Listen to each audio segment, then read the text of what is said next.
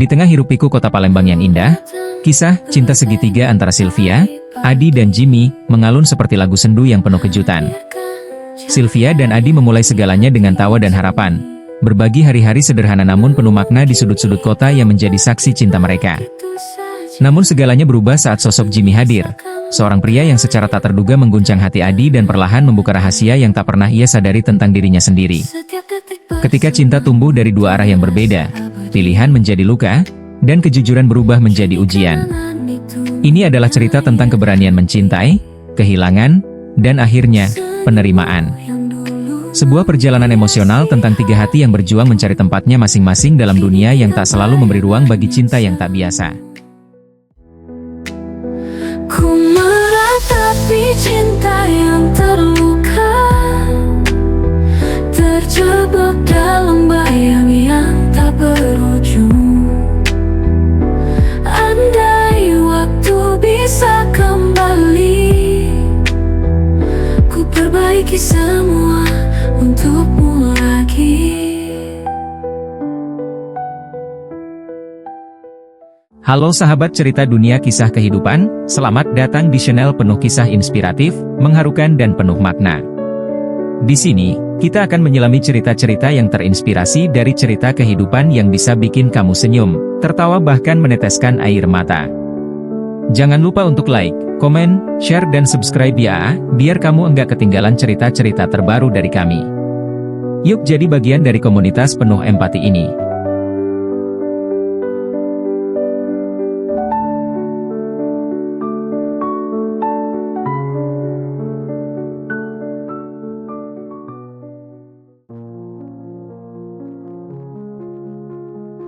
Cinta segitiga antara Sylvia, Adi dan Jimmy, sebuah kisah di kota Palembang. Awal yang indah. Di kota Palembang yang ramai dan penuh warna, Sylvia dan Adi dikenal sebagai pasangan serasi. Sudah hampir setahun mereka menjalin cinta yang manis. Sylvia, wanita sederhana berusia 24 tahun, bekerja di sebuah perusahaan swasta di pusat kota. Penampilannya manis, wajahnya sedikit imut, dengan sorot mata yang penuh kasih. Adi, pria yang membuatnya jatuh hati, adalah seorang guru honorer di sebuah sekolah menengah di Palembang. Wajah Adi tampan, tinggi, kulit putih bersih, dan tutur katanya selalu lembut. Setiap akhir pekan mereka punya tradisi, jalan-jalan sore ke Jembatan Ampera saat senja, duduk di pelataran Benteng Kuto Besak sambil makan pempek, dan menikmati indahnya suasana di pinggiran Sungai Musi. Terkadang mereka pergi karaoke di Mall Palembang Square, menyanyikan lagu cinta duet yang selalu membuat mereka tertawa. Sylvia sangat menyukai betapa Adi memperhatikannya, menggenggam tangannya erat saat berjalan, memeluknya dari belakang saat ia cemburu, dan selalu mengirim pesan, hati-hati ya, sayang, tiap kali ia pulang lembur. Bagi Sylvia, Adi adalah kebahagiaan yang tak terucapkan dan separuh dari jiwanya.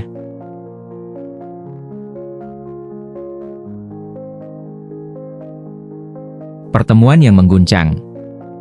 Suatu sore, Adi yang sedang butuh pelepas penat, diajak teman-temannya bermain badminton di Jakabaring Sport Center. Di sanalah ia pertama kali bertemu Jimmy, seorang atlet muda yang sedang latihan badminton.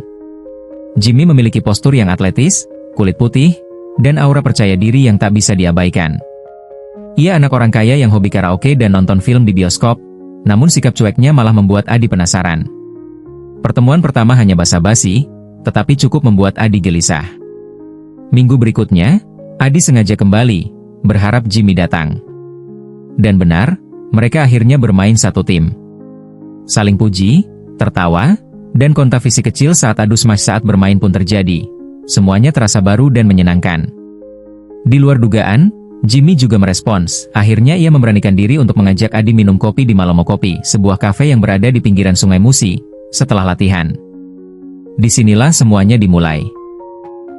Dari obrolan ringan tentang film, candaan soal teknik permainan, hingga tatapan yang tak lagi sekadar biasa.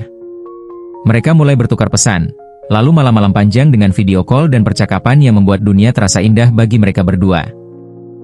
Mereka saling mengutarakan perasaan masing-masing dan saling mengagumi satu sama lain. Hubungan pun berlanjut ke tahap yang lebih intens.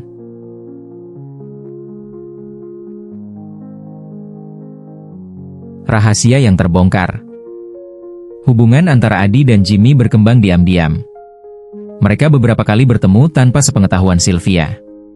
Mereka nongkrong berdua di Taman Puntikayu, menyanyi berdua di tempat karaoke, bahkan pernah menginap bersama di luar kota dengan alasan sparring partner olahraga dengan tim lain. Dan hubungan yang tak lazim pun terjadi. Adi merasa bersalah, tapi tak bisa menolak perasaannya sendiri. Ia masih bersama Sylvia, masih menggenggam tangannya, masih bilang, "Aku cinta kamu." Tapi hatinya mulai terbagi. Suatu malam, ketika Sylvia sedang bermain di rumah Adi, pada saat ia sedang duduk di ruang tamu, ia tak sengaja melihat notifikasi WhatsApp masuk ke ponsel Adi. "Makasih ya sayang buat malam ini." Nadanya manis, terlalu mesra untuk sebuah chat biasa. Sylvia penasaran. Dan ketika ia membuka obrolan itu, isi chat panjang yang manis antara Adi dan Jimmy menghancurkan semuanya. Ia gemetar, matanya memanas, dan hatinya tercekat. Dunia terasa kiamat baginya. Malam itu juga, ia menatap Adi di depan ruang tamu dan berkata, "Kamu pilih aku atau dia?" tegasnya dengan keras.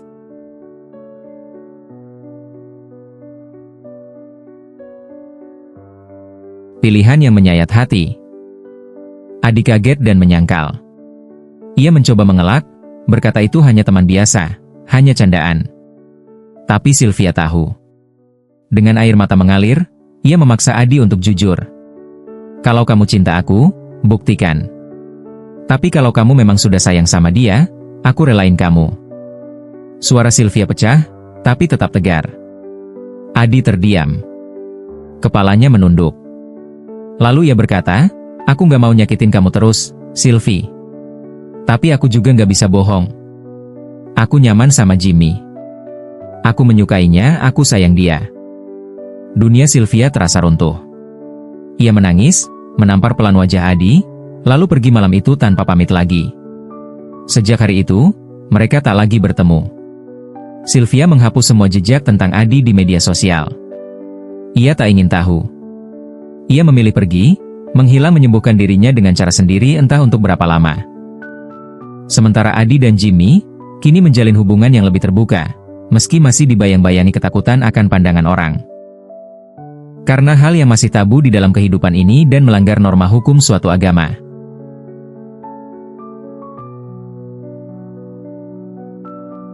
Akhir yang bahagia dan penuh maaf. Waktu pun berlalu, 1 tahun kemudian, Palembang masih tetap sibuk seperti biasa. Di sebuah kafe kecil dekat jembatan Ampera yaitu Kafe Kopi Malomo, Sylvia duduk sendirian membaca buku. Ia tampak lebih dewasa, lebih tenang. Tiba-tiba seseorang menyapanya. "Hai." Suara yang begitu familiar. Adi. Ia datang bersama Jimmy, bergandengan tangan. Sylvia tersenyum kecil. Awalnya canggung, tapi tak ada lagi dendam. Mereka mengobrol hangat beberapa saat, mengenang masa lalu tanpa air mata. "Aku minta maaf, Sylvie," kata Adi pelan. Sylvia menjawab, "Aku sudah lama memaafkan kamu, Di. Kamu bahagia kan sekarang?" Adi mengangguk, menggenggam tangan Jimmy yang kini terlihat jauh lebih lembut dan rendah hati. Hari itu, mereka berdamai. Cinta memang tak selalu berakhir seperti harapan, tapi setiap kisah punya jalannya sendiri. Dan Sylvia percaya, cinta sejati bukan soal siapa yang tinggal, tapi siapa yang tulus mendoakan dari jauh. Kau acuhkan semua ini, cinta yang ku beri hanya sia-sia, bertepuk sebelah tangan hancur rasanya. Demikianlah cerita fiktif ini, tokoh dan tempat hanyalah karangan belaka, dan tidak bermaksud menyinggung pihak manapun. Semoga terhibur. Hatiku dalam sepi, cinta tak berbalas, hati tersakiti. Ku mencoba untuk berikan yang terbaik, namun hatimu tak pernah terusik. Semua ini kini terasa pahit, hanya kesedihan yang ku nikmati.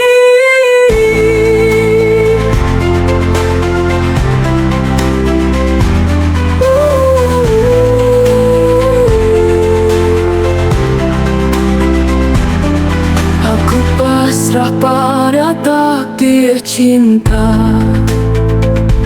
meski ku tahu sakit yang ku rasa. Takkan lagi ku berharap setia.